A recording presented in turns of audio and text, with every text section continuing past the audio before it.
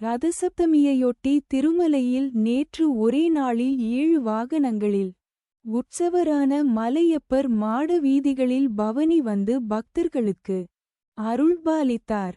இதில் திரளான பக்தர்கள் கலந்து கொண்டு சுவாமியை வழிபட்டனர். ரதசப்தமி விழாவை ஒவ்வொரு ஆண்டும் திருமலை திருப்பதி தேவஸ்தானத்தினர் வெகு சிறப்பாக கொண்டாடி வருகின்றனர். சூரிய ஜெயந்தி என்றும் அழைக்கப்படும் இந்நாளில் உற்சவரான மலையப்பர் அதிகாலை முதல் இரவு வரை மொத்தம் 7 வாகனங்களில் 4 மாட வீதிகளில் உலா வந்து பக்தர்களுக்கு அருள் பாலித்தார். திருப்பதி தேவஸ்தானம் இவ்விழாவினை கடந்த 1564ஆம் ஆண்டு முதல் தொடர்ந்து நடத்தி வருவதாக கல்வெட்டுகள் மூலம் குறிப்புகள் உள்ளன.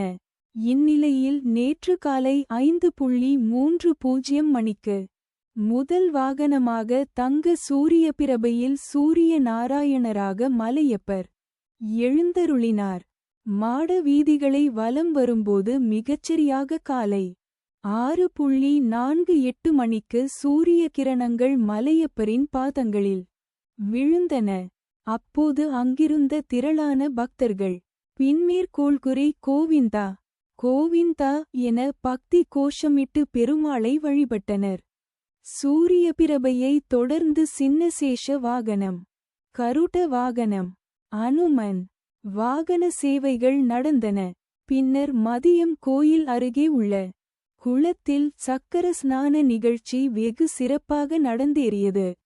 இதனைத் தொடர்ந்து கற்பக விருட்ச வாகனம், சர்வ பூபால வாகனம், சந்திரபிரபை வாகனத்திலும் மலையப்பர் வீதியுலா வந்து பக்தர்களுக்கு காட்சியளித்தார்.